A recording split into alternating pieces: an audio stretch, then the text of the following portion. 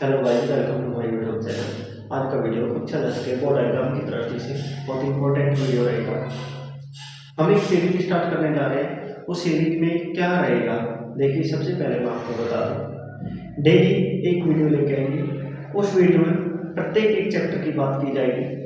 जैसे कि आप शुरुआत कर रहे हैं चैप्टर फर्स्ट, इसमें बताया जाएगा कि चैप्टर फर्स्ट कितने अंक आएगा, कितने क्वेश्चन आएंगे और इस चैप्टर में कौन कौन से क्वेश्चन इंपॉर्टेंट है। कुछ स्टूडेंट होते हैं जो दिन रात मेहनत करते रहते हैं फिर भी अच्छे मार्क्स नहीं ला सकते। कुछ स्टूडेंट होते हैं जो बहुत कम पढ़ते हैं लेकिन सिलेक्टेड पढ़ते हैं और कम ही समय में अच्छा स्कोर बना लेते हैं। तो आप सोचिए आपको क्या करना है, कम पढ़ना है या ज़्यादा पढ़ना है। कम पढ़ना है तो सिलेक्टेड पढ़िए, वहाँ से पढ़िए जहाँ क्वेश्चन बनता है। पुराने पेपर सोल्व कीजिए, पुराने ओल्ड एग्जाम के क्वेश्चन सोल्व कीजिए और उसी के साथ जो अपना पेपर प्रिव्यू है उसके अकॉर्डिंग पढ़िए।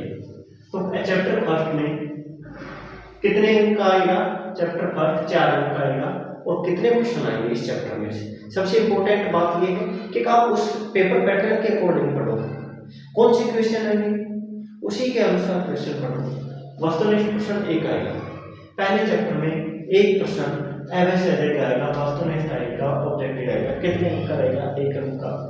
एक अति लघुत्तरात्मक प्रश्न आएगा, मतलब एक प्रश्न अति लघुत्तरात्मक कितने अंक का आएगा, 1 अंक का, जिसमें आपको लिखना रहेगा। इसमें तो आपको 4 ऑप्शन मिलेंगे, उसमें एक टिक करना है। इसमें आपको 1 नंबर का प्रश्न आएगा, उसमें आपको आंसर लिखना है। एक आएगा लघुत्तरात्मक प्रश्न, कितने अंक का, 2 अंक का। पहले चैप्टर में क्वेश्चन फिक्स है और पहले चैप्टर में नहीं, कक्षा 10 के मैथ में सभी क्वेश्चन फिक्स हैं।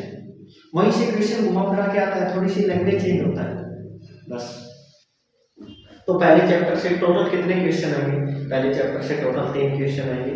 2 क्वेश्चन 1 नंबर के आएंगे, उनमें से एक क्वेश्चन एवरेज रहेगा, एक क्वेश्चन आपको लघुत्तरात्मक रहेगा, लिखना रहेगा और एक क्वेश्चन आएगा 2 नंबर का।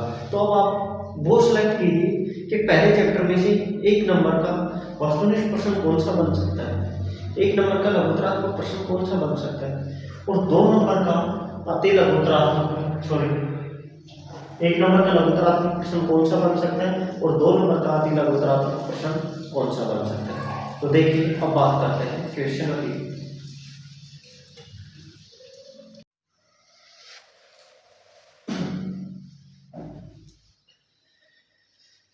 देखिए पहले चैप्टर में 4 क्वेश्चन इंपॉर्टेंट बनते हैं और उन चारों में से आपको 3 क्वेश्चन मिल जाएंगे। उन 4 क्वेश्चनों में से पहला क्वेश्चन क्या बनता है, अभाज्य गुणनखंड विधि। आपको कोई भी संख्या दे देगा, मैं ये नहीं कह रहा कि ये संख्या है, संख्या चेंज जरूर मिलेगी, लेकिन एक सवाल आपको किसका मिलेगा, अभाज्य गुणनखंड विधि का या फिर लैसेकर एलसीएम एचसीएफ का। क्या करेगा, आपको कोई भी संख्या दे देगा और उसका कहेगा इसके अभाज्य गुणनखंड कीजिए। तो आपको अभाज्य गुणनखंड करना आना चाहिए, चाहे आप एक सवाल कर लो अभाज्य गुणनखंड के, चाहे 50 कर लो, एक सवाल को अच्छे से कर लो कि चाहे कोई भी संख्या दे दे, हमें अभाज्य गुणनखंड आना चाहिए। तो देखिए अभाज्य गुणनखंड करते कैसे, जैसे कि मान लो देखिए 27 के अभाज्य गुणनखंड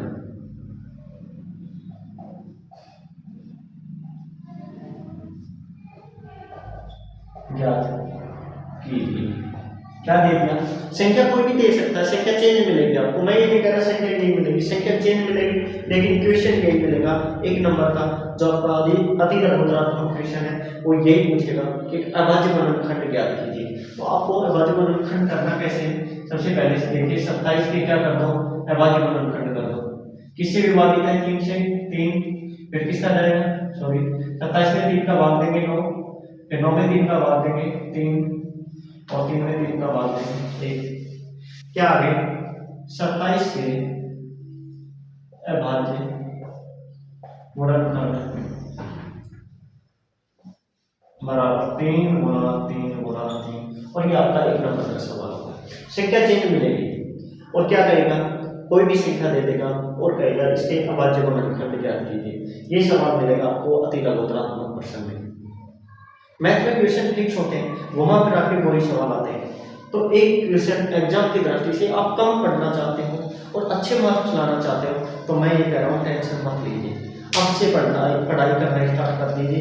अब भी आप मैथ में 95+ मार्क्स ला सकते हैं। कैसे आएंगे, आप पहले चैप्टर में 4 सवाल कर लो, ज़्यादा नहीं, मात्र कितने सवाल कर लो, 4, लेकिन वो 4 किससे कर लो, अच्छे से कर लो। 1 घंटा पढ़ लो, 1 घंटे में आपका पहला चैप्टर कंप्लीट हो जाएगा। कैसे होगा, 1 या 2 सवाल अभाज्य गुणनखंड के कर लीजिए, कि आपको ये आना चाहिए अभाज्य गुणनखंड करते हैं कैसे। कोई भी संख्या देगा, इसके प्राइम फैक्टर कर दीजिए, प्राइम फैक्टर हो जाएगा, अभाज्य गुणनखंड हो जाएगा और आपका 1 नंबर पक्का हो जाएगा। अगला क्वेश्चन क्या आएगा, एलसीएम तथा एचसीएफ।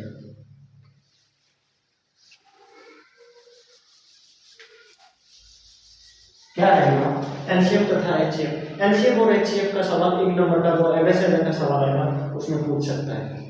किसमें पूछ सकता है, एबेसेडर का क्वेश्चन आएगा उसमें पूछ सकता है। जैसे कि 12 दे दिया और 18 दे दिया, 2 संख्या दे दी और 12 और 18 पूछ लेगा, इसके मैसे पे ज्ञात कीजिए या इसके लेसे पे ज्ञात कीजिए और 4 ऑप्शन दे देगा, A B C D. 4 option में 4 संख्या रख देगा, उसमें आपको क्या देना है, आंसर देना। जैसे कि मैसे पे पूछ लिया, इसका क्या पूछ लिया, एचसीएफ 4 6 5 3, 4 ऑप्शन दे दी, पूछ लिया, इसका मैसे पे ज्ञात कीजिए। आपको क्या ज्ञात करना आना चाहिए, लेसे पे और मैसे पे, एलसीएम और एचसीएफ ज्ञात करना आना चाहिए। संख्या चेंज मिलेगी, कोई भी संख्या हो आप निकाल दोगे जब आपको एलसीएम एचसीएफ निकालना आता है। देखिए एलसीएम और एचसीएफ निकालते कैसे। सबसे पहले 12 और 18 के क्या करो, अभाज्य गुणनखंड करो, प्राइम फैक्टर करो। 12 की प्राइम फैक्टर क्या होगी, 2 का भाग जाएगा 6, 6 में 2 का जाएगा 3, 3 में किसका जाएगा, 3 का 1। 18 की भी प्राइम फैक्टर करो, 2 का जाएगा 9, 3 का भाग चला जाएगा 3, 3 का जाएगा 1। 12 की गुणनखंड क्या होगी, 12 बराबर 2 गुणा 2 गुणा 3 और 18 की गुणनखंड क्या होगी, 2 गुणा 3 गुणा 3। एचसीएफ या महत्तम समापन क्या होता है, जो संख्या दोनों के अंदर कॉमन आती है वही एचसीएफ होता है। दोनों में कॉमन क्या है, 2 और 3, 2 गुणा 3 कितना आ गया 6 और आंसर क्या हो गया आपका बी। संख्या चेंज मिलेगी, आपको एलसीएम और एचसीएफ निकालना आना चाहिए, आपका 1 नंबर का सवाल हो जाएगा। 2 सवाल आएंगे, एक अति लघुत्तरात्मक रहेगा, एक वस्तुनिष्ठ प्रश्न आएगा। वस्तुनिष्ठ प्रश्न एलसीएम एचसीएफ में पूछ सकते हैं। जिस दिन आप एग्जाम देके आओ उस दिन आके मेरे वीडियो देख लेना, ज्यादातर सवाल इन्हीं में से मिलेगी। संख्या चेंज जरूर मिलेगी, लेकिन क्या मिलेगा, पूछेगा यही सवाल, या तो अभाज्य गुणनखंड पूछ लेगा या एलसीएम एचसीएफ पूछ लेगा, दोनों के दोनों सवाल यहाँ से मिलेंगे। संख्या चेंज जरूर मिलेगी, हो गया। अभी इसी का एलसीएम भी पूछे तो एलसीएम कैसे निकालेंगे, जो संख्या सबसे ज्यादा बार आएगी वही क्या होगा एलसीएम। तो क्या हो जाएगा, 2 कितने बार, इसमें 2 बार, इसमें कितने 1 बार, तो 2 गुणा 2। 3 इसमें 1 बार, इसमें 2 बार, तो 3 कितने बार आ जाएगा, 2 बार। 2 दूनी 4, 3 12 दूनी 12 3 36, 2 दूनी 4, 4 3 12, 12 3 36, एलसीएम कितना आ गया 36। क्या आ गया एलसीएम 36। ये आपका 2 सवाल हो चुके हैं। एक सवाल थोड़ा सा अगर लैंग्वेज घुमाने की कोशिश की तो एक सवाल जो पिछले साल में पूछा था थोड़ा सा चेंज कर सकता है। जैसे कि उसने पूछ लिया अभाज्य गुणनखंड में पूछेगा, किसमें पूछेगा, अभाज्य गुणनखंड। ये तो आपके एलसीएम में से हो गया एचसीएफ।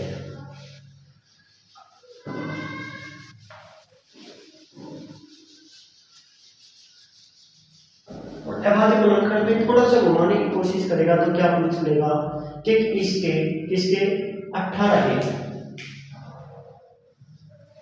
के अभाज्य गुणनखंड की घातों का योग ज्ञात कीजिए। अभाज्य गुणनखंड की घातों का योग, तो इसका 18 का अभाज्य गुणनखंड कर दिया। 18 के अभाज्य गुणनखंड क्या क्या आ गया, 2 गुणा 3 गुणा 3। तो इसको पावर से घात के रूप में लिख देंगे, 2 की पावर 1 गुणा 3 की पावर 2 लिख सकते हैं। पूछा क्या है 18 के अभाज्य गुणनखंड की घातों का योग, इसके अभाज्य गुणनखंड क्या आता है 2 3, 2 की घात कितनी है 1, 3 की घात कितनी है 2, तो जोड़ दो इन दोनों को, क्या घात को जोड़ दो, 1 + 2 कितना आ जाएगा 3। ये सवाल पिछली बार पूछा गया था 2023 के बोर्ड एग्जाम में, पहले चैप्टर में से पूछा गया था। एक संख्या दे दी गई थी और कहा था इसके अभाज्य गुणनखंड की घातों का योग ज्ञात कीजिए। तो अभाज्य गुणनखंड तो आप कर ही दोगे, उनकी घात को जोड़ दो, वो इसका क्या होगा अभाज्य गुणनखंड की घातों का योग होगा। अब एक सवाल बचता है अपना, कौन सा, लघुत्तरात्मक प्रश्न। कौन सा लघुत्तरात्मक प्रश्न जो 2 नंबर का आएगा वो या तो 2.1 में से क्या आएगा, कहाँ से, गणित की आधारभूत प्रमेय में से आएगा, या फिर 2.2 में से सिद्ध करवाएगा अपरिमेय संख्या। तो एक सवाल गणित के आधारभूत प्रमेय से देख लेते हैं। गणित की आधारभूत प्रमेय क्या होगी, प्रथम संख्या गुणा द्वितीय संख्या बराबर एलसीएम गुणा एचसीएफ। गणित की आधारभूत प्रमेय फंडामेंटल थ्योरम क्या होती है, प्रथम संख्या गुणा द्वितीय संख्या बराबर एलसीएम गुणा एचसीएफ। ये सूत्र भी पूछ सकता है कि गणित की आधारभूत प्रमेय क्या है, लिखें। एक नंबर में ये भी पूछ सकता है। तो प्रथम संख्या गुणा द्वितीय संख्या बराबर एलसीएम और एचसीएफ। अभी मैंने एक एग्जांपल दिया था, क्या 12 और 18 का एलसीएम क्या आया था 36 और एचसीएफ कितना आया था 6। क्या कहेगा, क्वेश्चन क्या दिया हुआ मिलेगा आपको, 12 व 18 का एलसीएम व एचसीएफ ज्ञात कीजिए तथा इसकी जांच कीजिए। जो आपके क्वेश्चन नंबर कौन सा दिया हुआ है, क्वेश्चन नंबर 1.1 का दूसरा सवाल दिया हुआ। क्या दिया हुआ, कोई भी संख्या दे देगा, संख्या नहीं मिलेगी, फिर कह रहा हूँ, लेकिन तरीका क्या मिलेगा, ये मिलेगा, प्रश्न यही मिलेगी। 3 प्रश्न किए अभी तक, एक प्रश्न और करेंगे सिद्ध करने वाला। क्या करेगा, 2 संख्या दे दी और पूछ लेगा एलसीएम और एचसीएफ पूछ सकता है, या फिर क्या दे देगा, आधारभूत प्रमेय से सिद्ध कीजिए। तो प्रथम संख्या क्या है अपनी 12, द्वितीय संख्या क्या है 18 बराबर एलसीएम कितना है 36, एचसीएफ कितना है 6। चेक सोल्व कर दो, अगर ये बराबर आ रहा है तो सत्यता की जांच है, अन्यथा नहीं आ रहा। 18 में 12 से गुणा करेंगे, 12 96 दशमलव 12 12 और 21 कितने आ गए 216। 36 18 और 21 216 दोनों बराबर आ गए। गणित के आधारभूत प्रमेय से सत्यता की जांच कर दी। एलसीएम एचसीएफ तो आपको निकालना आता है। या फिर क्या करेगा, इसी प्रमेय का यूज करेगा, 12 दे दिया, 18 दे दिया, 2 संख्या दे दी, एलसीएम दे दिया 36, एचसीएफ पूछेगा कि 2 संख्याएं 12 गुणा 18 है और एलसीएम 36 है, एचसीएफ ज्ञात कीजिए। कैसे निकालोगे, पहली संख्या 12 गुणा द्वितीय संख्या 18, इसी आप गणित के आधारभूत प्रमेय का प्रयोग करेंगे, उत्तर लिख देंगे। प्रथम संख्या गुणा द्वितीय संख्या बराबर एलसीएम गुणा एचसीएफ, 12 गुणा 18 बराबर 36, और यहाँ क्या निकालना है आपको, एचसीएफ निकालना है ना, तो एचसीएफ की जगह क्या लिख देंगे, एचसीएफ। ठीक, इसको पहले लिखो, इसको बाद में लिखो। 36 गुणा एचसीएफ बराबर क्या लिख देंगे, 12 गुणा 18। अपने को एचसीएफ निकालना है, 36 गुणा है तो 36 से कट जाएगा तो किसमें चला जाएगा बाद में, बराबर 12 गुणा 18 बटा 36, काट देंगे 12 में 12 12 3 36 3 3 3 6 18, तो एचसीएफ निकालना है 6। ये आपकी एक घंटे के इंपॉर्टेंट क्वेश्चन कंप्लीट होते हैं। पहला सवाल क्या आएगा, अभाज्य गुणनखंड पूछ सकता है, दूसरा क्या आएगा एलसीएम एचसीएफ, तीसरा आधारभूत प्रमेय। 3 सवाल हो गए। 3 सवाल में आपका 1.1 कंप्लीट होता है। चौथा सवाल एक इम्पोर्टेंट और बनता है जो 1.2 से इम्पोर्टेंट नहीं आएगा, श्योर है, कोई अपरिमेय संख्या दे देगा और उसे क्या करवाएगा, सिद्ध करवाएगा। तो अब उसकी बात करते हैं, उसमें भी एक सवाल करेंगे, उसी से रिलेटेड सारे हो जाएंगे।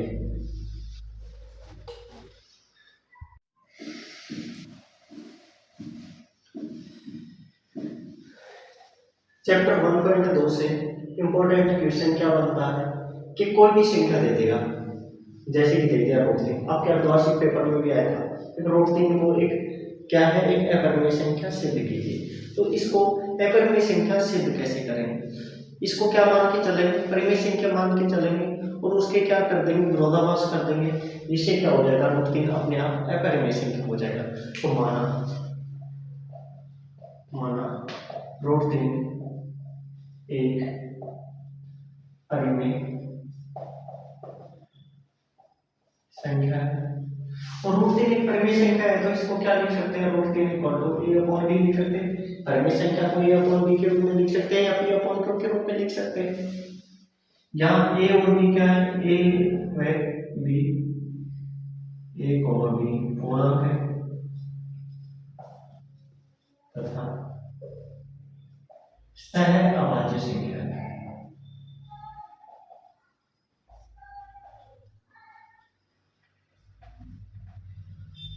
ए और बी क्या है, दो पूर्णांक है, सहअभाज्य संख्या है, कोप्राइम नंबर है। सहअभाज्य संख्या का कोप्राइम नंबर क्या होता है, इन दोनों का कॉमन फैक्टर, कॉमन गुणनखंड क्या होना चाहिए, एक होना चाहिए, एक के अलावा इनका कॉमन फैक्टर नहीं होना चाहिए। आगे देखिए, दोनों तरफ वर्ग कर दें, दोनों तरफ वर्ग करने पर कर दो वर्ग, √3 का स्क्वायर बराबर a अपॉन b का होल स्क्वायर। तो ये तो क्या रहेगा, 3 = a square upon b square. देखो इधर ले देंगे, मतलब वर्ग कर देंगे, तो 3b स्क्वायर = a स्क्वायर। देखो 2 × 3 = 6। एक एग्जांपल ले रहा हूँ, 2 और 3 किसके बराबर होते हैं, 6 के। 6 2 में 2 का भाग, 6 में 2 का भाग जा रहा है पूरा पूरा, और 6 में 3 का भाग जा रहा है। तो इसी प्रकार यहाँ से क्या समझते हैं, ए स्क्वायर किससे विभाजित है, ए स्क्वायर 3 से भी विभाजित है और बी स्क्वायर से भी विभाजित है। तो क्या लिख सकते हैं, ए स्क्वायर 3 से विभाजित है, अतः ए भी 3 से विभाजित होगा। जब ए स्क्वायर 3 से विभाजित है तो ए भी किससे विभाजित होगा, 3 से विभाजित होगा। इसको दे देते हैं समीकरण 1। क्या दे देते, क्या तो मुझे उम्मीद है अच्छे से समझ में आ गया होगा। अब आगे देखिए, ए बराबर 3 मान, फिर एक तीसरा चर मानेंगे। तीसरा चर क्या मानेंगे इससे, और वो किस प्रकार मानना है वो भी देख लीजिए। जो अपना ये है, कोई भी संख्या हो, अगर पी अपॉन क्यू ले रहे हो तो यहाँ पी ले लेंगे, यहाँ पे आ जाएगा तो यहाँ पे क्या मान लेंगे, पी।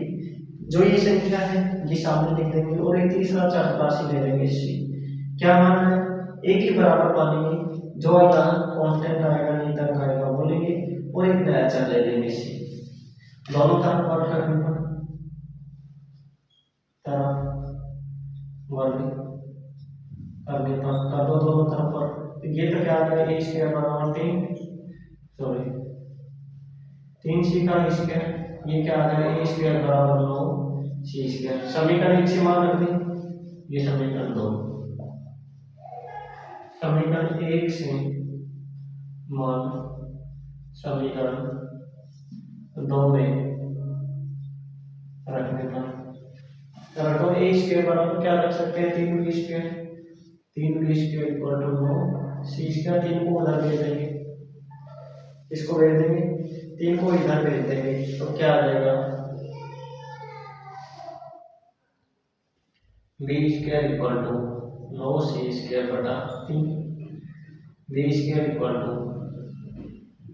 3, 9 में 3 का भाग रहेगा 3, c स्क्वायर। इसको पहले लिख लो, 3c स्क्वायर = b स्क्वायर। वो वापस यही कंडीशन आ गई, b भी किससे विभाजित होगा, 3 से, तो b स्क्वायर भी किससे विभाजित हो जाएगा, 3 से। b स्क्वायर 3 से विभाजित है, अतः b भी 3 से विभाजित होगा। और मैंने कहा था, जब दो संख्याएं कैसी हो, सहअभाज्य संख्या हो, उसका कॉमन फैक्टर क्या आना चाहिए, सिर्फ एक आना चाहिए। लेकिन यहाँ तो कॉमन फैक्टर क्या आ गया, ए भी 3 से विभाजित है और बी भी 3 से विभाजित है। आगे क्या लिख देंगे, अतः ए व बी का उभयनिष्ठ गुणनखंड कितना है, यहाँ ए और बी का उभयनिष्ठ गुणनखंड कितना प्राप्त हुआ है, ए का भी गुणनखंड 3 आ गया और बी का भी गुणनखंड कितना आ गया, 3। इससे इस तथ्य का विरोधाभास प्राप्त होता है कि ए व बी सहअभाज्य संख्या है। यह विरोधाभास इस कारण प्राप्त हुआ है कि क्योंकि हमने त्रुटिपूर्ण कल्पना कर ली थी। क्या हुआ, निष्कर्ष क्या लिखेंगे, ए और बी दोनों का कॉमन गुणनखंड कितना आ गया 3, लेकिन आना कितना चाहिए था 1। ये विरोधाभास प्राप्त हुआ। ये विरोधाभास क्यों प्राप्त हुआ, क्योंकि आपने त्रुटिपूर्ण कल्पना करनी थी। आपने त्रुटिपूर्ण कल्पना क्या की, आपने त्रुटिपूर्ण कल्पना की कि रूट 3 कैसी है, एक परिमेय संख्या। तो क्या निष्कर्ष निकलता है, अतः रूट 3 एक अपरिमेय संख्या है। क्या है, रूट 3 एक अपरिमेय संख्या है। वहां संख्या चेंज करेगा, ये आपके अर्धवार्षिक में भी आया था। वहां पता है संख्या फिक्स नहीं आएगी, संख्या चेंज करेगा। रूट 3 की जगह क्या लिख देगा, रूट 5। और आप क्या हो जाओगे, घूम जाओगे कि किस सवाल हमें आता नहीं, तो करके नहीं, हम तो रूट 3 का करके आए थे। अरे आप रूट 3 का अच्छे से कर लिया तो रूट 5 का भी इसी में हो जाएगा। कैसे होगा देखिए, रूट 3 की जगह क्या लिख देंगे, रूट 5। तो यहाँ क्या मान लेंगे, माना रूट 5 एक अपरिमेय संख्या है, तो यहाँ भी क्या आ जाएगा, रूट 5। वर्ग करेंगे रूट 5 का, तो यहाँ भी क्या आ जाएगा, रूट 5। और 5 का स्क्वायर करेंगे रूट का, तो कितना आ जाएगा 5। यहाँ भी कितना आ जाएगा 5। तो यहाँ क्या आ जाएगा, ए स्क्वायर किससे विभाजित है, 5 से, तो ए भी किससे विभाजित होगा, 5 से। दोबारा मान लीजिए ए बराबर कितना, मान लीजिए 5 से, तो यहाँ भी कितना आ जाएगा 5। 5 का स्क्वायर कितना आ जाएगा 25, तो यहाँ कितना आ जाएगा 25। सॉरी यहाँ कितना आ जाएगा, B square equal to 5। A square का मान कितना है 5, बी स्क्वायर तो 5। सी स्क्वायर यहाँ कितना आ जाएगा 25, यहाँ कितना आ जाएगा 25, और यहाँ कितना आ जाएगा 25/5, तो यहाँ कितना आ जाएगा 5। यहाँ भी कितना आ जाएगा 5। तो बी स्क्वायर भी किससे विभाजित होगा, 5 से, तो बी भी किससे विभाजित होगा, 5 से। तो यहाँ क्या लिख देंगे, ए व बी दोनों का वैनिष्ठ गुणनखंड 5 है। इससे यह तथ्य, इससे इस तथ्य का विरोधाभास होता है कि ए व बी दोनों कैसी सहभाज्य संख्या है, और ए और बी दोनों सहभाज्य संख्या है, तो उसका कॉमन गुणनखंड कितना आना चाहिए था, 1 आना चाहिए था, लेकिन यहाँ कितना आ गया 5। तो यह विरोधाभास किस कारण प्राप्त हुआ, क्या विरोधाभास इस कारण प्राप्त हुआ कि आपने जो कल्पना की थी क्या, एक रूट 5 एक परिमेय संख्या है, वो गलत है, और क्या है, रूट 5 एक अपरिमेय संख्या है। यहाँ निष्कर्ष क्या आ जाएगा, रूट 5। अब चाहे रूट 5 की जगह 7 लिख दें, क्या लिख दे, रूट 7, तो सभी जगह क्या कर देंगे 7। रूट 10 लिख दे तो सभी जगह क्या कर देंगे, रूट 10। इसी के साथ आपका इंपॉर्टेंट क्वेश्चन भी कंप्लीट होता है। क्या होता है, इंपॉर्टेंट क्वेश्चन भी कंप्लीट होता है। एक क्वेश्चन वो बनता है छोटा सा, वो और देख लीजिए।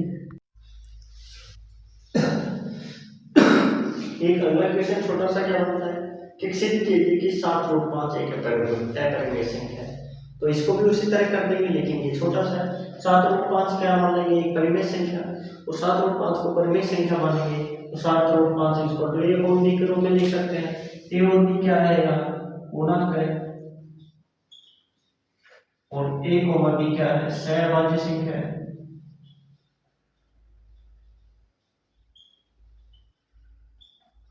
कोप्राइम नंबर है, तो 7 को इधर गुणा में, तो इधर भेजेंगे किस में चला जाएगा, भाग में। तो क्या आ गया, ये तो कैसी है, अपरिमेय संख्या है,